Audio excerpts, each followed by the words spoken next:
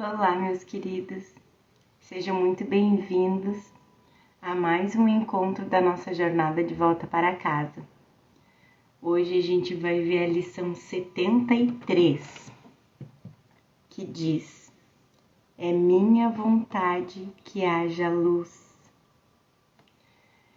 Queria saber aí de vocês como é que anda esse treino, como é que foi o treino de vocês de ontem, da lição 72. Deixa aqui nos comentários pra gente fazer essa troca, tá bem? Sejam muito bem-vindos também os novos inscritos no canal. Sintam-se acolhidos. Qualquer dúvida é só deixar nos comentários, que assim que puder eu retorno, tá bem?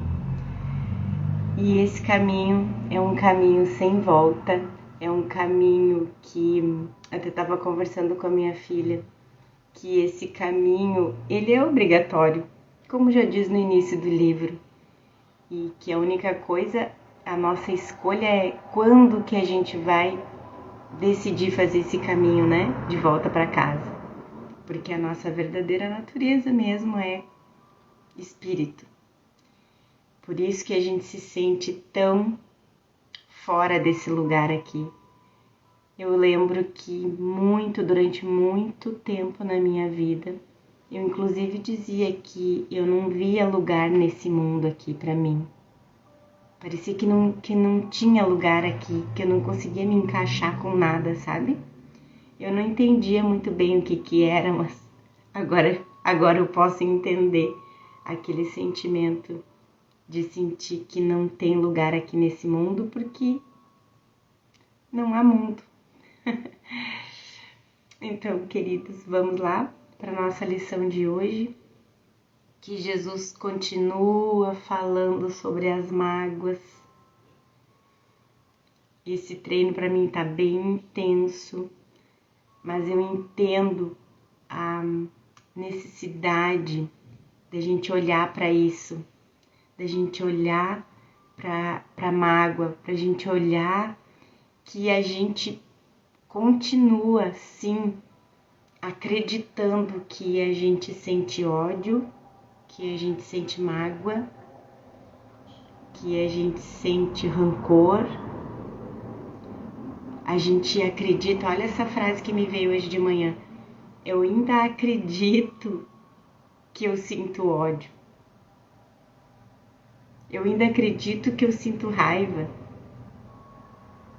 Mas o ser é puro amor. Então isso que a gente sente de mágoa, de raiva, também é ilusório, não é verdadeiro. É um script de um filme. Mas então vamos lá para a lição de hoje, que então Jesus continua falando sobre mágoas, né? E ele começa, no entanto, contrastando vontade com desejo.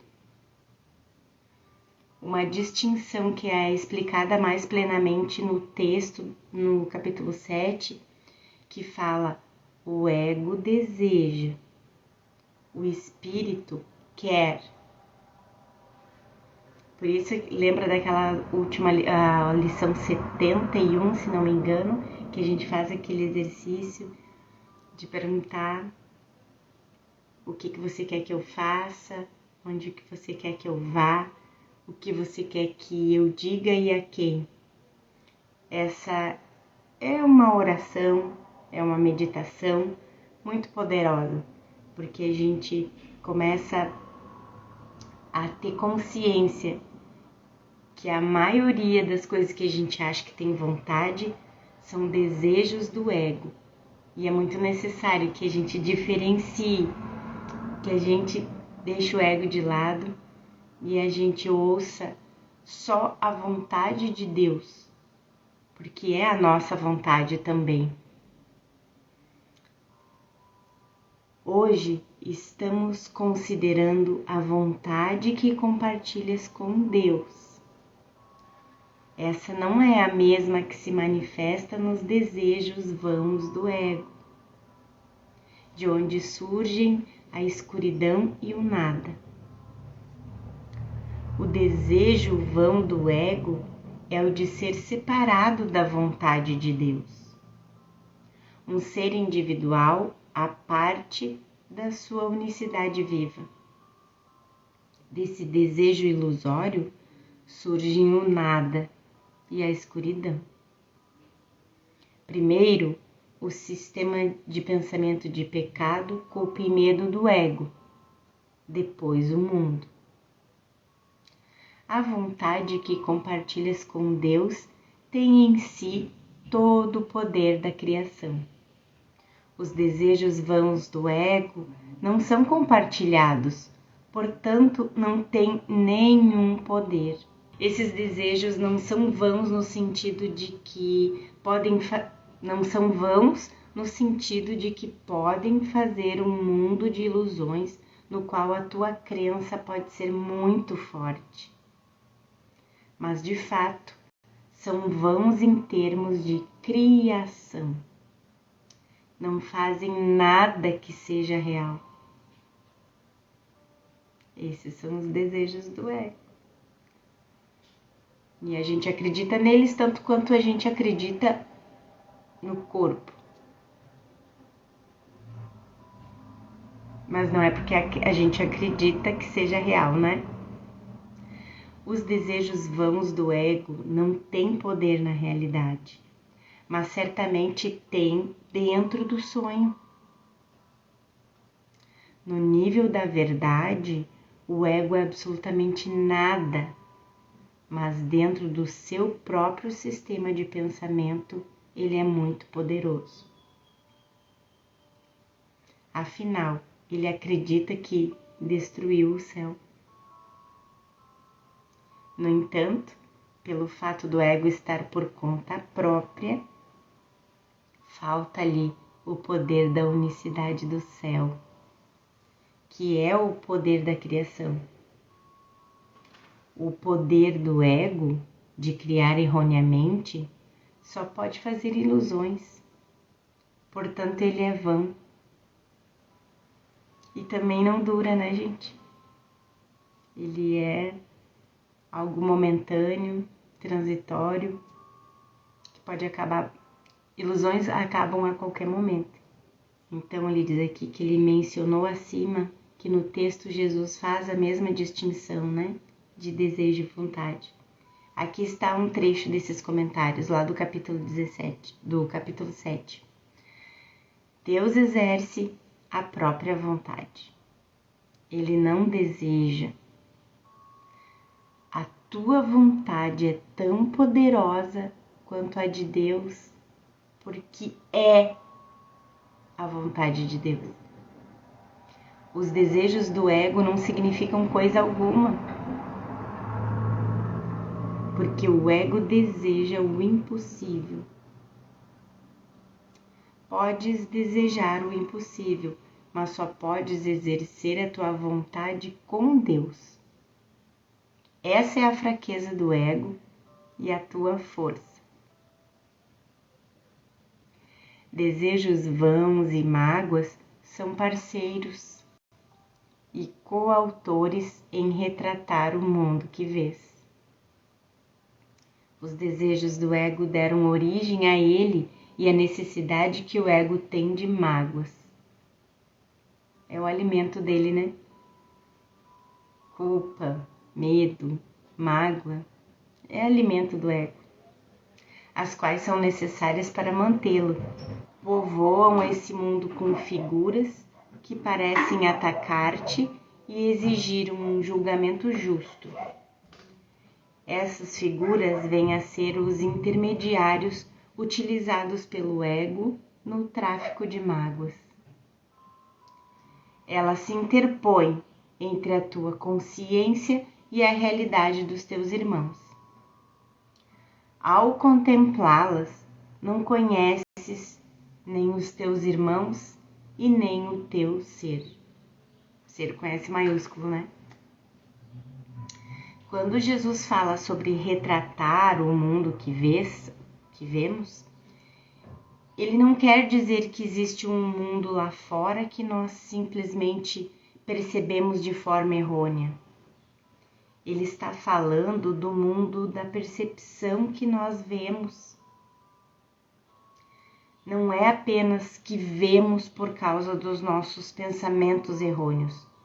O fato de o vermos, para início de conversa, é o sujeito da correção de Jesus.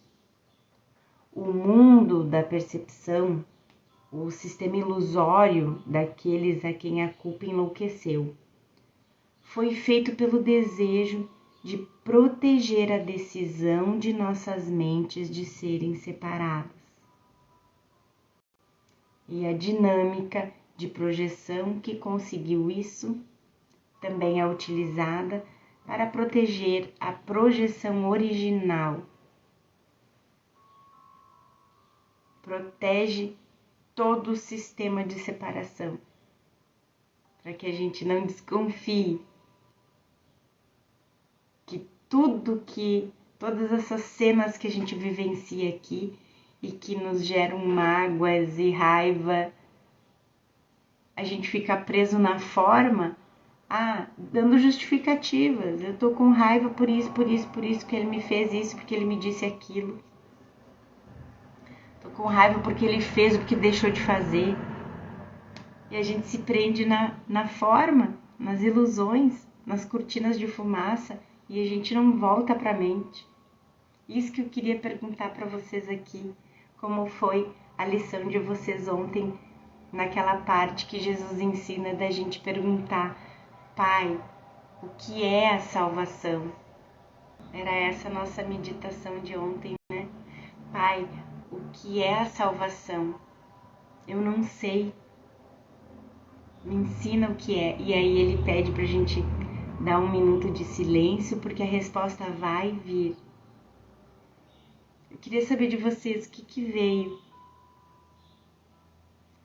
Mas para mim veio que a salvação é voltar a nossa consciência para a mente. É voltar a nossa consciência para a mente, porque a nossa consciência está totalmente no corpo. E a gente se reconhece como corpo, reconhece o irmão como corpo. E não tem como voltar para casa se a gente não voltar a consciência para a mente. Se a gente não voltar a ciência de mente. Então é voltar para a mente. A salvação é voltar para a mente. Não tem como voltar para casa sem nos voltarmos para a mente. Então,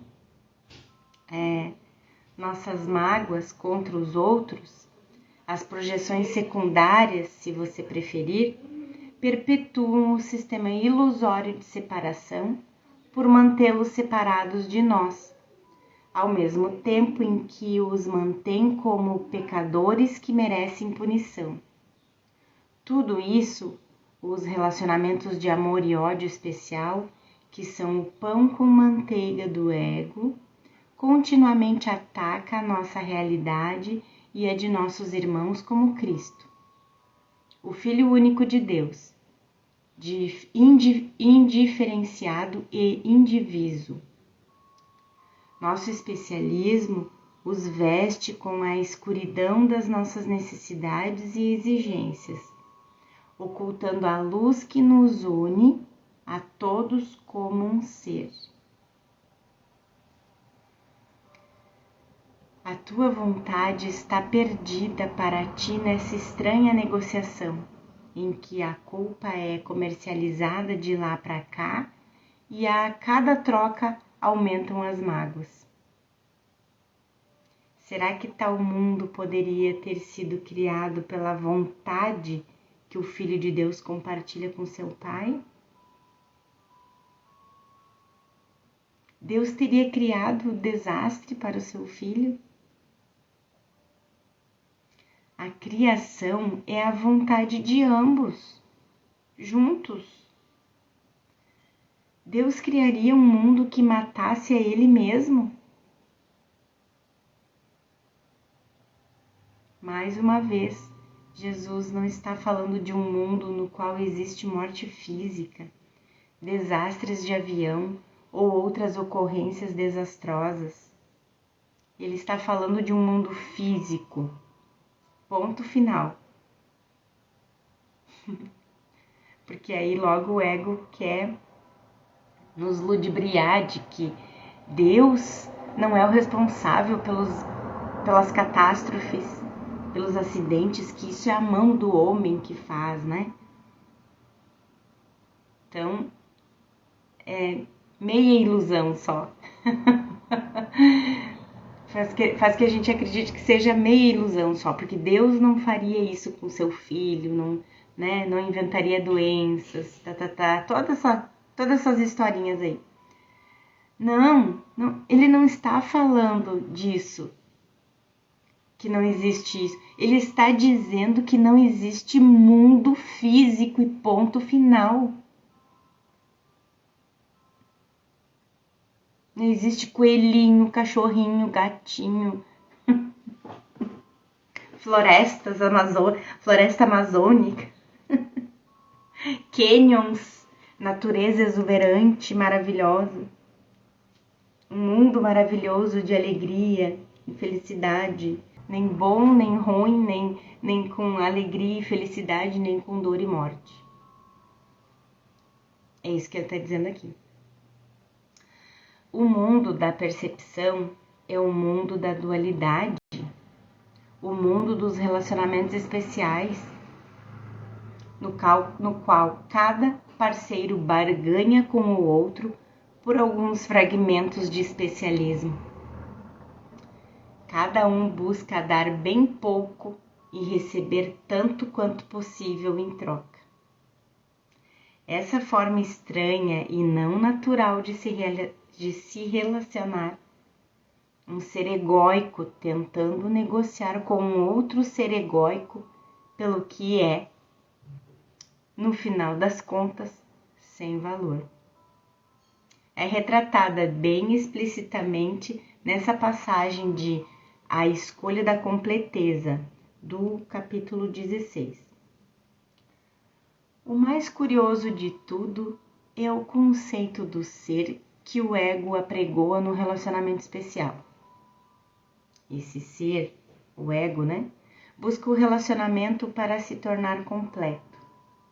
Entretanto, quando acha o relacionamento especial no qual pensa que pode realizar isso, ele se desfaz de si mesmo e tenta se trocar pelo ser do outro. Isso não é união, pois não existe aí aumento nem extensão. Cada parceiro tenta sacrificar o ser que não quer em troca daquele que pensa que preferiria. E sente-se culpado pelo pecado de tomar e nada dar de valor em troca. Quanto valor pode ele dar a um ser do qual quer se desfazer em troca de outro melhor? Ao ler a Bíblia, um estudante de um curso em milagres pode ver o quanto a deidade bíblica está diretamente envolvida com essa permuta estranha, continuamente trocando mágoas com suas crianças. Esse reforço dos princípios de especialismo do ego explica a grande atração que a Bíblia tem para seus leitores e seus adeptos. E poderíamos justificadamente perguntar se o Deus de amor e unicidade poderia estar envolvido em uma insanidade dessas. Ainda pior no Antigo Testamento, né, gente? Onde eles descrevem bem um Deus vingativo, né?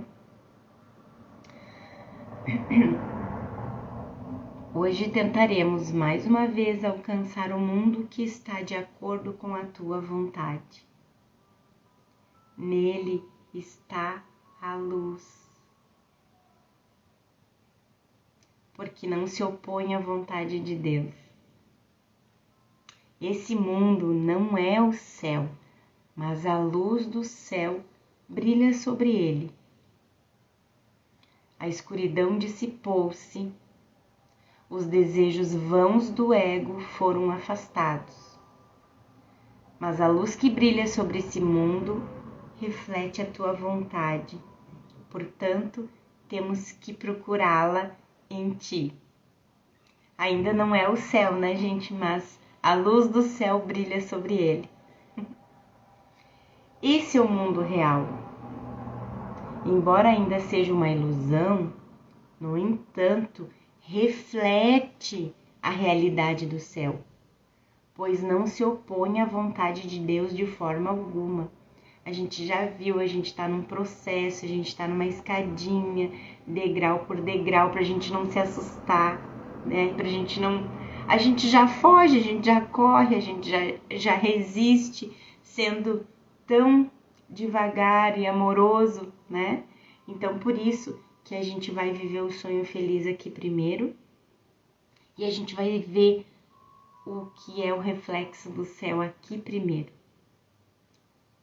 Primeiro o reflexo do céu. Depois a gente está pronto para o próximo degrau. Nesse estado pacífico, ficamos fora do sonho, vendo o mundo físico pelo que ele é. Um monte de imagens. Cenas de filmes cheios de sensacionalismo. Nós aceitamos a expiação para nós mesmos, escolhendo de uma vez por todas contra os desejos de separação do ego. Tudo que resta é a luz da verdade da expiação dentro de nossas mentes, esperando pacientemente nossa decisão de olharmos para ela. E hoje ainda eu tava meditando, conversando com Jesus e pensando, nossa, Jesus, eu ainda acredito tanto que eu sinto ódio, eu acredito tanto que eu sinto mágoa, né? A gente, na experiência que a gente experiencia, a gente sente ódio, raiva, rancor, mágoa, né? A gente se melindra com as coisas e com as pessoas. E eu sinto tanto isso ainda, que me parece tão distante conseguir viver aqui um sonho feliz. Será que vai demorar muito? E aí aquela mensagem vem, né? Dura apenas um instante. Aquele instante da única decisão, da única escolha. Por isso que eu digo para vocês, está sendo bem intenso para mim essas últimas lições em relação a mágoas.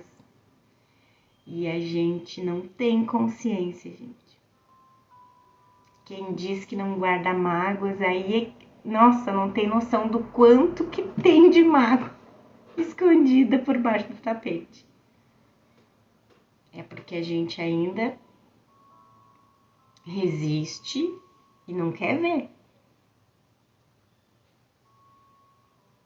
A gente tem medo de ver, a gente acha feio ver, dói ver.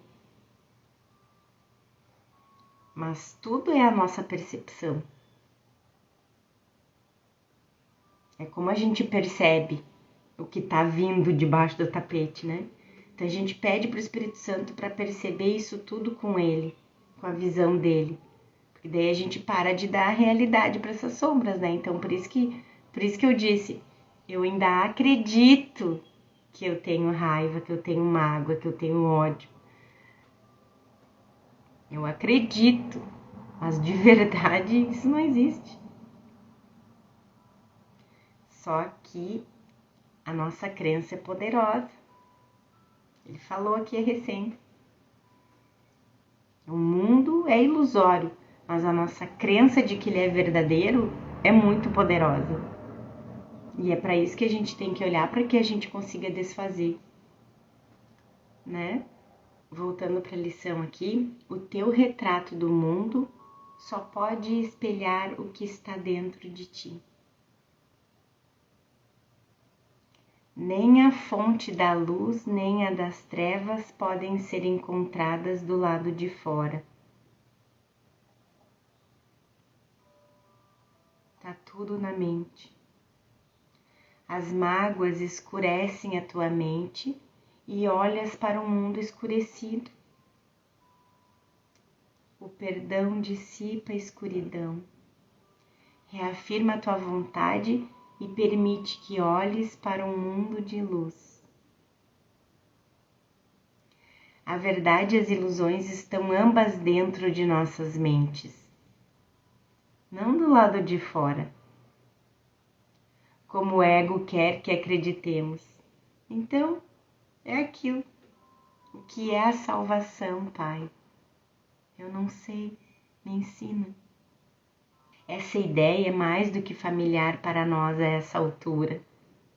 O que vemos do lado de fora é uma projeção do que primeiro vimos do lado de dentro. A projeção faz a percepção, a projeção do que pensamos. A projeção do que pensamos faz imagens, situações, circunstâncias, pessoas, mas a projeção faz a percepção, porque, na verdade, a projeção é nada mais do que o meu pensamento. E eu vou perceber conforme o que eu pensei.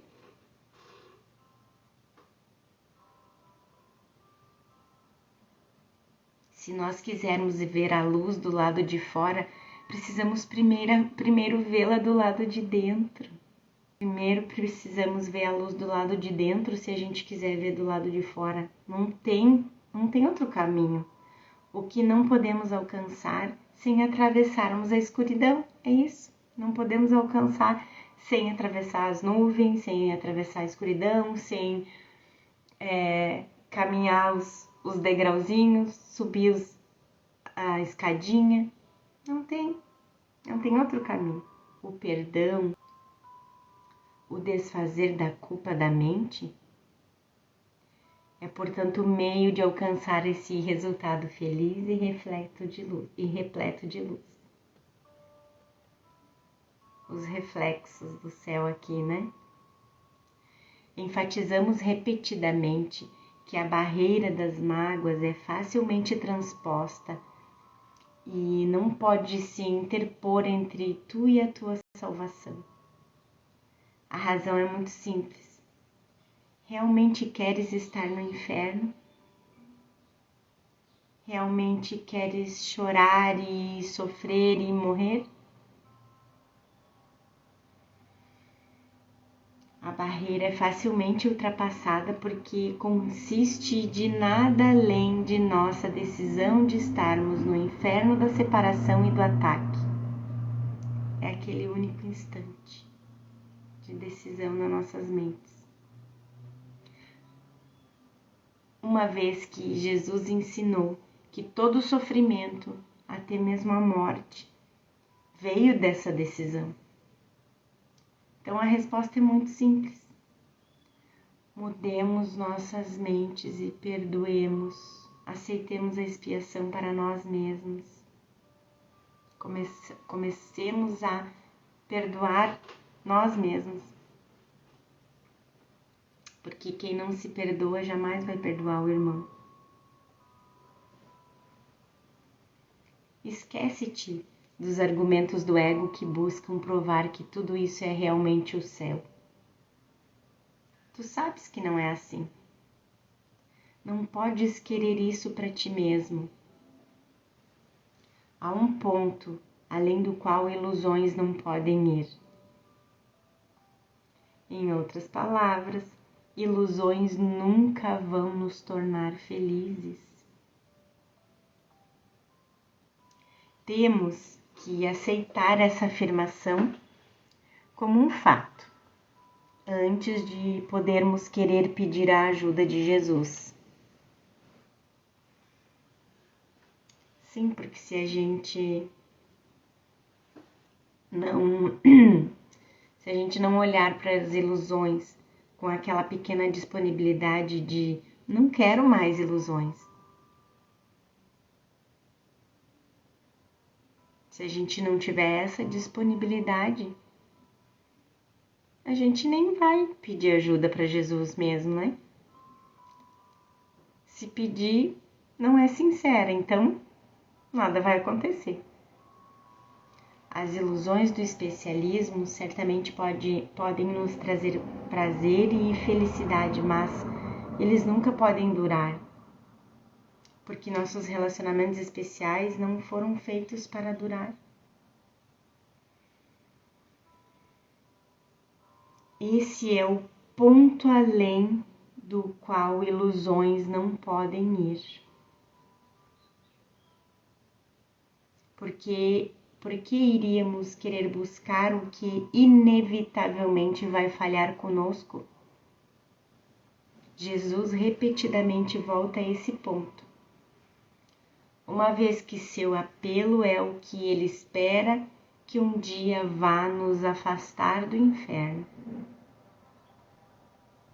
O sofrimento não é a felicidade, e é a felicidade que realmente queres. Tal é a tua vontade, na verdade. Mais uma vez, Jesus está apontando nossa necessidade de percebermos que o que nós fazemos nesse mundo não nos torna felizes. Tenho certeza que todos que estão me ouvindo aí, que são estudantes já de um curso em milagres, já sabe disso, não é novidade e é justamente por isso que a gente está aqui, né?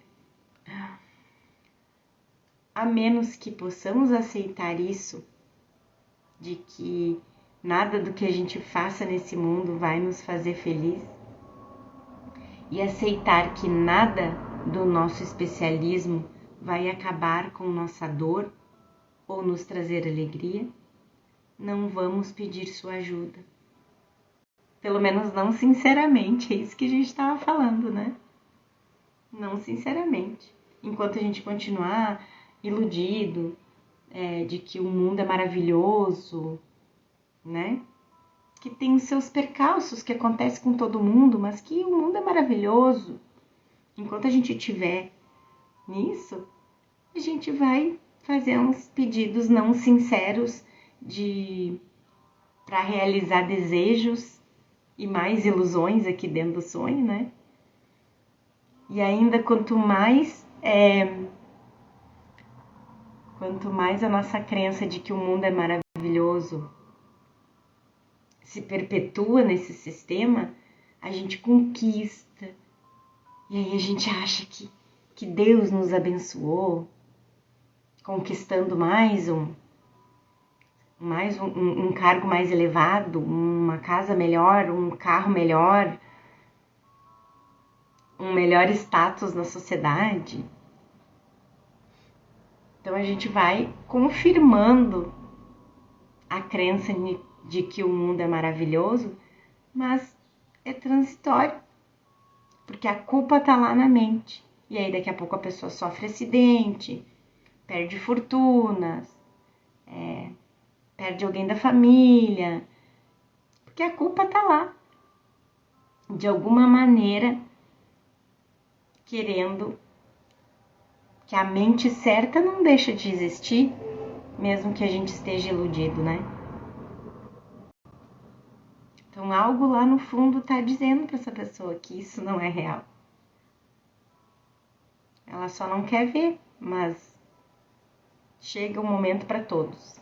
E é aquilo, enquanto a gente pede ajuda para Jesus sem aceitar que esse mundo é ilusório, que nada aqui nos torna felizes, quando a gente chama Jesus não é sincero. E aí nada acontece. Intrínseco a esse processo está o conhecimento, como já vimos, de que só ele pode nos ensinar a diferença entre a dor e a alegria, o aprisionamento e a liberdade, o sofrimento e a felicidade. Portanto, a salvação também é tua vontade. Vamos voltar lá no outro parágrafo para não ficar solto. O sofrimento não é a felicidade, e a felicidade que realmente queres. Tal é a tua vontade, na verdade. A felicidade é o que a gente realmente quer. Portanto, a salvação também é tua vontade. Queres ter sucesso no que estamos tentando fazer hoje? Nós empreendemos isso com a tua bênção e o teu feliz consentimento. Jesus não pode nos ajudar a menos que dermos nossa bênção a essa ajuda. Que a gente queira a sua ajuda sinceramente. É por isso que ele primeiro precisa nos convencer de que está certo e nós errados. E que nós verdadeiramente preferimos ser felizes e não estar certos. Sem tal convicção, nunca iríamos escolher segui-lo. É por isso que ele precisa de nós, tanto quanto nós precisamos dele. Nós precisamos querer ser ajudados. Só então nossa salvação pode ser alcançada. Mas isso é porque a mesma mente certa se comunica. O nosso verdadeiro ser. Só aí, a nível da mente e da mente certa, é que existe comunicação de verdade. E a gente se comunicou com Jesus de alguma maneira, a gente se comunicou com Jesus. Por isso que a gente encontrou um Curso em Milagres. Teremos sucesso hoje se te lembrares que queres a salvação para ti mesmo. Queres aceitar o plano de Deus, pois compartilhas deles. Não tens nenhuma vontade que possa realmente opor-se a esse plano e nem queres fazê-lo. A salvação é para ti. Acima de tudo, queres a liberdade de lembrar quem realmente és. Hoje é o ego que permanece impotente diante da tua vontade. A tua vontade é livre e nada pode prevalecer contra ela. Outro discurso de incentivo de Jesus, lembrando-nos de nos lembrarmos do quanto queremos sua salvação em vez da salvação do ego. Que nossa liberdade repouse em nós mesmos, assim como o nosso aprisionamento.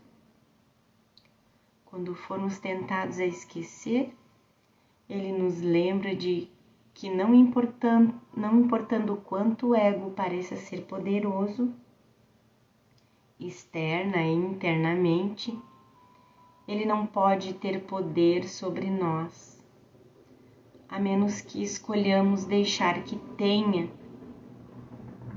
como a gente já fez. É por isso que nada pode prevalecer contra a nossa vontade, como ele nos diz no texto, capítulo 4, essa passagem. O reino é perfeitamente unido e perfeitamente protegido, e o ego não vai prevalecer contra ele. Essa é a fonte da nossa esperança e alegria. Assim, empreendemos os exercícios de hoje em alegre confiança, certos de que acharemos o que é tua vontade achar e que lembraremos o que é tua vontade lembrar. Nenhum desejo vão pode nos deter, nem nos enganar com uma ilusão de força. Hoje permite que seja feita a tua vontade e que a crença insana de que escolhes o inferno no lugar do céu tenha fim para sempre. O discurso de encorajamento continua, pois Jesus quer que compreendamos a fraqueza inerente dos desejos ilusórios do ego, que de forma alguma podem se comparar com a força da nossa vontade. Sempre em unidade com a vontade do nosso Criador e Fonte. Começamos os nossos períodos de prática mais longos com o reconhecimento de que o plano de Deus para a salvação, e só o seu, está totalmente de acordo com a tua vontade. Não é o propósito de um poder alheio imposto a ti contra a tua vontade. É o único propósito aqui, com o qual tu e o teu Pai estão de perfeito acordo. Terás sucesso hoje, o momento designado para a liberação do Filho de Deus do inferno e de todos os desejos vãos. A sua vontade é agora restaurada à sua consciência.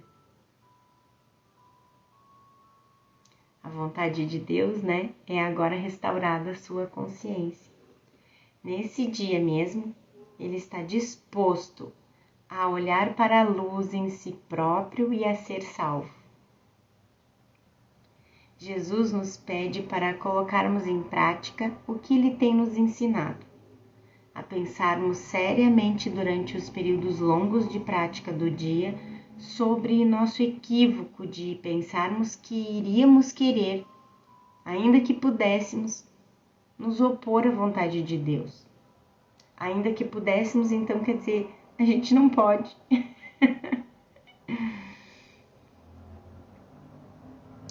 Ele nos pede para vermos o quão infelizes um equívoco desses nos tornou.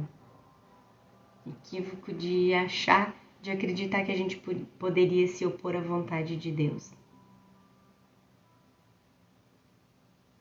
E o quão felizes poderíamos ser simplesmente deixando de lado a oposição do nosso ego à verdade. Portanto, nós realmente damos boas-vindas à vontade de Deus onde ela já está. Conforme a consciência do céu é restaurada às nossas mentes, no lugar do inferno que fizemos nela em vez disso. É importante entender que precisamos verdadeiramente aceitar seu ensinamento. De outra forma, poderíamos escolher praticar essas lições de modo comportamental, sem realmente querermos fazê-lo, por obrigação. Logo no início do texto, Jesus nos previne contra esse mesmo equívoco de entrarmos no conflito de não querermos fazer o que sentimos que Ele está nos pedindo para fazer. No entanto, fazendo-o de qualquer forma, nos obrigando a fazer. E aí a gente entra naquele conflito. Eu procurei não fazer isso, sabe, gente? Eu procurei não entrar nesse conflito. Então, assim, quando eu tava muito resistente, eu não fazia. No início, lá, no primeiro ano que eu comecei a estudar um curso em milagres, que eu me apegava muito a uma lição, aí ficava dias naquela mesma lição, aí tinha dias que eu ficava dias sem pegar o livro, mas eu não ficava batendo cabeça e nem me forçava a fazer, sabe? Acho que foi melhor assim. E até hoje acontece isso de como eu tenho feito a lição aqui com vocês, às vezes eu passo dias sem pegar o livro. Vou só pegar o livro no dia que chega a nossa aula do grupo de estudos lá, que a gente tem terças e quintas-feiras. Aí eu pego o livro. Podes, então vamos lá. Esse é o capítulo 2 dessa passagem. Podes comportar-te como pensas que deverias, mas sem quereres inteiramente fazê-lo. Isso produz um comportamento consistente, mas acarreta grande tensão, resultando em uma situação na qual tu estás fazendo o que não queres totalmente fazer. Isso faz surgir um senso de coerção que usualmente produz fúria, e a projeção está propensa a vir em seguida. E a gente projeta isso com tudo que a gente se sente obrigado a fazer, né? É por isso que Jesus está continuamente enfatizando os benefícios para nós de liberarmos nossas mágoas. Ele quer que nós queiramos perdoar. Só então vamos verdadeira e alegremente escolher fazê-lo. Depois de lembrar-te disso e decidir manter a tua vontade em mente com clareza, dize a ti mesmo com suave firmeza e serena convicção: é minha vontade que haja luz, que eu contemple a luz que reflete a vontade de Deus e a minha. Em seguida, deixa que a tua vontade se afirme junto com o poder de Deus unida ao teu ser. Põe o resto do período de prática sob a orientação do Espírito Santo. Junta-te a eles à medida que te mostram o caminho. De Deus, do Espírito Santo, né? Junta-te a eles. Nós fazemos nossa parte, unindo-nos a Deus e a Cristo em nossas mentes, tá? Então, junta-te a eles à medida que te mostram o caminho, é isso que ele está querendo dizer na lição. Nos unir a Deus e a Cristo.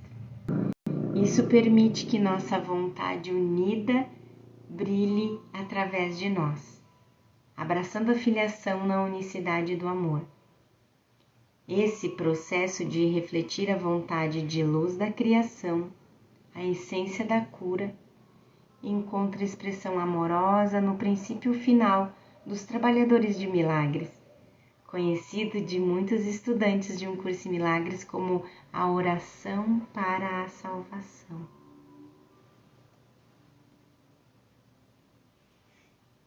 Que é essa que eu tenho no quadrinho da minha sala. Mandei imprimir e enquadrar, deixei um quadrinho para eu enxergar todo dia. Ai, essa oração é maravilhosa.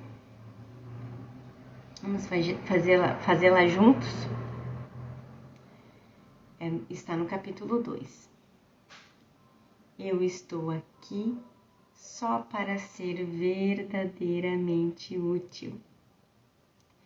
Eu estou aqui para representar aquele que me enviou. Eu não tenho que me preocupar com o que dizer ou o que fazer, porque aquele que me enviou me dirigirá. Eu estou contente em estar aonde quer que ele deseje, sabendo que ele vai comigo. Eu serei curado na medida em que eu permitir que ele me ensine a curar. É linda essa oração, né? A oração para a salvação. Eu faço essa oração quase todos os dias. Portanto, somos guiados diariamente a curarmos como somos curados, a perdoarmos como somos perdoados e a amarmos como somos amados. Nos períodos de prática mais curtos, faze mais uma vez uma declaração do que realmente queres. Dize: é a minha vontade que haja luz. A escuridão não é a minha vontade. Isso deve ser repetido várias vezes por hora. Nossa decisão é refletida pela disponibilidade de nos lembrarmos, com tanta frequência quanto pudermos, de que a nossa vontade e a de Deus são uma, e as ilusões de grandeza do ego não podem se opor a isso. Nós reforçamos essa disponibilidade por causa do nosso reconhecimento de que ilusões produzem escuridão. Enquanto a verdade nos liberta por causa da sua luz, nossa luz como Filho de Deus, o ser que Ele criou como Ele mesmo. Contudo, aqui, voltando na lição, tá, gente? Dizendo que aquela frase deve ser repetida várias vezes por hora, ele diz que, contudo, é da maior importância aplicar a ideia de hoje dessa forma imediatamente, quando fores tentado a guardar qualquer tipo de mágoa. Isso te ajudará a soltar as tuas mágoas, ao invés de nutri-las e de escondê-las na escuridão. A pior coisa é esconder que a gente está sentindo o que a gente está sentindo. Jesus está sempre nos pedindo para prestar atenção cuidadosa aos nossos pensamentos de ataque e mágoas. Portanto, nós percebemos que eles não vão nos fazer felizes, pois eles são um ataque ativo ao plano de Deus para a salvação. Nós entendemos que temos nutrido nossos julgamentos por causa da sua habilidade de manter nossa individualidade a salvo e à luz de Cristo na escuridão.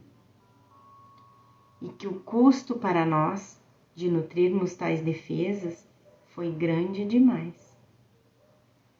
Esse reconhecimento torna cada vez mais fácil liberarmos nossas mágoas e escolher a luz do Espírito Santo em vez da escuridão do ego. É o reconhecimento. Isso já é entregar para o Espírito Santo. É reconhecer. Mas o que a gente faz é que no primeiro instante em que a gente se depara, se defronta com uma situação, com uma pessoa, com algo que nos deixa magoado, é que a gente não quer sentir. É que a gente não quer reconhecer que está com ódio, que está com raiva, que está com mágoa. E aí a novelinha na cabeça se transforma, às vezes nos sentindo culpados por estarmos sentindo o que estamos sentindo. Então aí a gente quer esconder mesmo. Então é aceitar, é ficar consciente, é reconhecer. Porque no momento que a gente reconhece que está sentindo, reconhece que aquilo é um ataque contra a salvação, é um ataque contra os planos de Deus para a salvação, é um ataque contra nós mesmos, o Filho de Deus, e que isso só nos traz sofrimento, escuridão e dor, a gente já está entregando para o Espírito Santo, para que seja desfeito. A gente já está indo para a mente, para que ela seja corrigida e os efeitos desses pensamentos de ataque sejam desfeitos também. Então vamos finalizar nossa lição de hoje com aquela frase que Jesus pede que a gente repita várias vezes por hora, tá bom? Bom treino para vocês. Fiquem com Deus, a gente se vê amanhã, tá? É a minha vontade que haja luz. A escuridão não é a minha vontade.